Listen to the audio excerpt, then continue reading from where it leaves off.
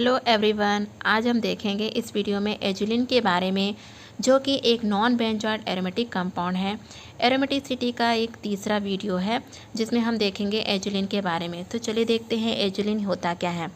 जो एजुलिन जो नेम है, जो वर्ड है, ये स्पेनिश वर्ड से आया है, एजुल वर्ड से आया है, जिसका मतलब होता है ब्लू कलर।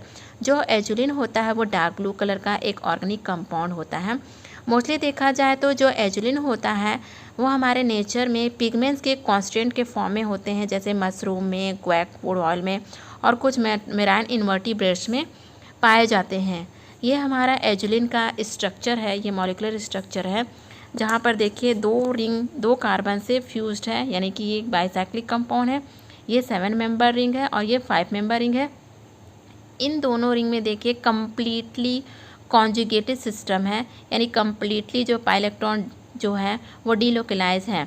इस तरह से इसमें 10 पाई इलेक्ट्रॉन है, जो कि हमारा एरोमेटिसिटी को मेंटेन करके रखता है। अब देखते हैं यहाँ पर कुछ इसके इंपॉर्टेंट कैरेक्टरिस्टिक है। तो देखते हैं, पहला एजुलिन जो होता है वो एक नॉन बेंजोइक एरोमेटिक कंपाउंड है जो 10 पाई इलेक्ट्रॉन रखते हैं। और ये हमारा जो बाइसाइक्लिक एरोमेटिक कंपाउंड है, जिसका स्ट्रक्चर यहाँ पे दिया गया है। यहाँ पर देखिए इसका नॉमेनक्लेचर है बाइसाइक्लो 530 डेका पेंटीन। यहाँ पर देखिए 5 डबल बॉन्ड है, यानी कि डेका पेंटीन है।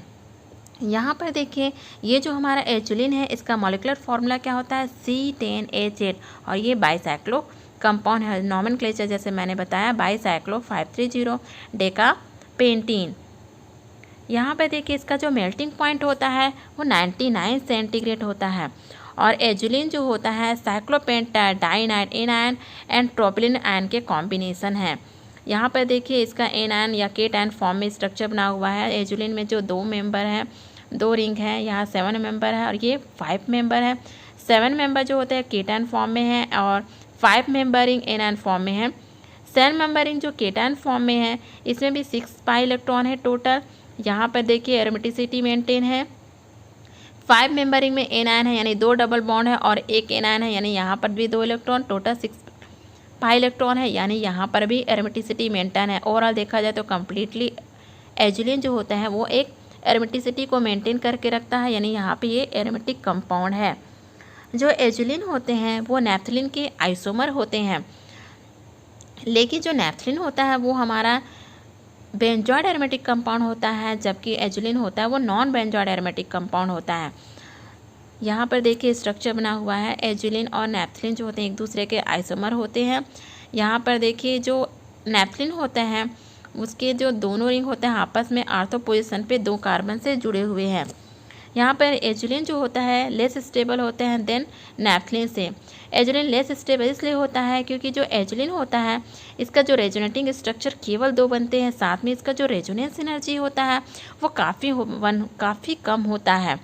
जो एजुलिन है इसकी रेजोनेंस एनर्जी 49 किलो कैलोरी पर मोल होते हैं, जबकि नैप्थलीन के रेजोनेंस एनर्जी 77 किलो कैलोरी पर मोल होते हैं। इसकी वजह से जो नैप्थलीन होते हैं वो ज़्यादा स्टेबल होते हैं।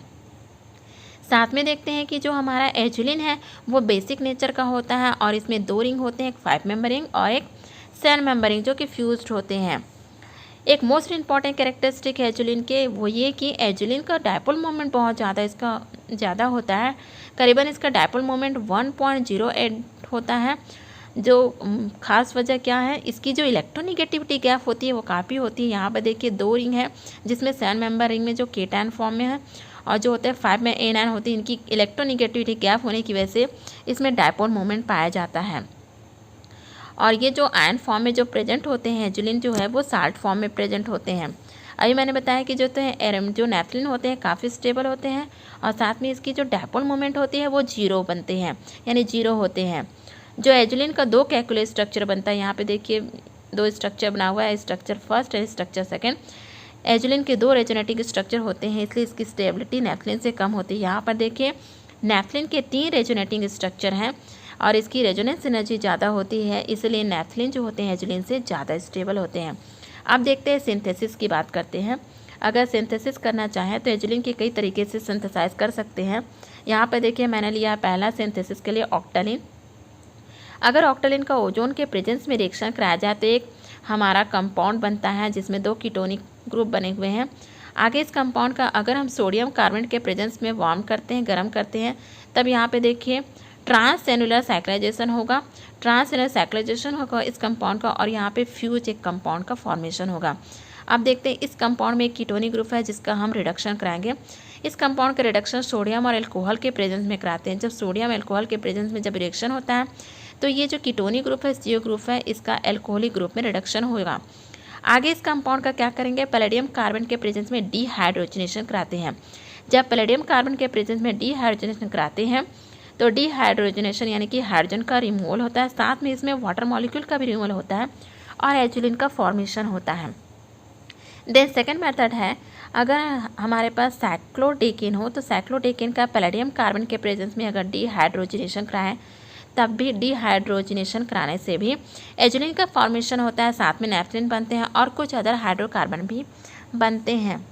एजुलिन के एक मोस्ट इम्पॉर्टेंट कैरेक्टरिस्टिक ये भी है कि ये एजुलिन जो होता है उसका ऑटो ऑक्सीडेशन नहीं होता, साथ में पॉलीमराइजेशन रिएक्शन में भी भाग नहीं लेते, यानी इसमें पॉलीमराइजेशन नहीं होते हैं।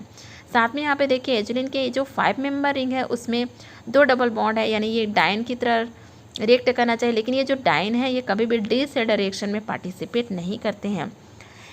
एजुलिन मोस्टली जो होते हैं इलेक्ट्रोफिलिक सब्स्टिट्यूशन रिएक्शन देते हैं, जैसे कि एसाइलेशन है, नाइट्रेशन है, sulphonation, halogenation and coupling reaction में पार्टिसिपेट करते हैं। इलेक्ट्रोफिलिक सब्स्टिट्यूशन रिएक्शन के लिए यहाँ पे देखते हैं 2 पोजीशन होते हैं, फर्स्ट एंड थर्ड। यहाँ पे देखिए ये 2 कैलकुलेट स्ट्रक्चर है, अगर आयन फॉर्म में प्रेजेंट है तो भी 2 रेजोनेटिंग स्ट्रक्चर बनेंगे इसके। यहाँ पे देखिए फर्स्ट में एन आयन प्रेजेंट है और दूसरे एक रेजोनेटिंग स्ट्रक्चर थर्ड में एन आयन प्रेजेंट हो रहे हैं, यानी कि अगर इलेक्ट्रोफिलिक सब्स्टिट्यूशन रिएक्शन कराया जाए तो पहले 1 पोजीशन पे इलेक्ट्रोफाइल अटैक करेगा, अगर 1 पोजीशन ऑलरेडी ऑक्यूपाई है तो थर्ड पोजीशन पे इलेक्ट्रोफाइल आके अटैक करेगा। जैसे एग्जाम्पल मैंने दे रखा है यहाँ पे देखिए एजुलिन का अगर हम एसिटिल क्लोराइड एल्युमिनियम ट्राइक्लोराइड के प्रेजेंस में रिएक्शन कराया जाए, यानी फ्रीडल क्राफ्ट रिएक्शन कराया जाए, तो आप यहाँ पे फर्स्ट पोजीशन पे इलेक्ट्रोफाइल आके अटैक किया और क्या बनाया 1 एसिटाइल एजुलिन। अगर हमारा एसिटिल क्लोराइड के और भी मॉलिक्यूल प्रेजेंट हो तो अब यहाँ पर देखिए 1,3 डाई एसिटाइल एजुलिन का फॉर्मेशन होगा। जो एजुलिन होते हैं स्ट्रॉन्ग एसिड के प्रेजेंस में रिएक्ट कर जाते हैं साथ में, और यहाँ पे देखिए क्या बनाएगा, एजुलेनियम केटैन का फॉर्मेशन होगा जिसका कलर ऑरेंज होता है, यानी कि एजुलिन का ब्लू कलर होता है, लेकिन अगर एसिड के प्रेजेंस में रिएक्शन हो जाए तो केटैन का जो फॉर्मेशन होगा उसका कलर होगा ऑरेंज। अब आगे देखते हैं एजुलिन के क्या यूज है। तो एजुलिन जो होते हैं एसेंशियल ऑयल के फॉर्म में होते हैं, जो कि मैंने पहले बताया कि कुछ प्लांट्स में, इनवर्टिब्रेट्स में भी ये एक्सट्रैक्ट किए जाते हैं उनसे। तो ये कॉस्मेटिक वे में ज़्यादा यूज किए जाते हैं, क्यों? क्योंकि जो एजुलिन होता है ये रेडनेस को रिड्यूस करता है, इन्फ्लामेशन में यूज होता है, साथ में ये हेल्दी और सॉफ्ट स्किन को प्रमोट करता है। एजुलिन जो होता है ये कुछ प्लांट्स में जैसे कैमोमाइल प्लांट में और यूकेलिप्टस प्लांट से निकाले जाते हैं। और ये जो एजुलिन का जो ऑयल है, जैसे अभी मैंने बताया कि कॉस्मेटिक वे में ज़्यादातर यूज किए जाते हैं, साथ में ये एंटीबायोटिक है, इसलिए एंटी इन्फ्लामेटरी प्रॉपर्टी भी रखते हैं। जो एजुलिन होता है वो सन सेंसिटिव काफ़ी होता है, इसलिए ये सनस्क्रीन वाले जो भी प्रोडक्ट है उसमें यूज करने के लिए अवॉइड किया जाता है। इस तरह से इसके कुछ यूज भी हैं। आज का टॉपिक यहीं तक था। आई होप कि आपको एजुलिन काफ़ी समझ में आ गया होगा, बहुत ही इम्पॉर्टेंट टॉपिक है। Thank you.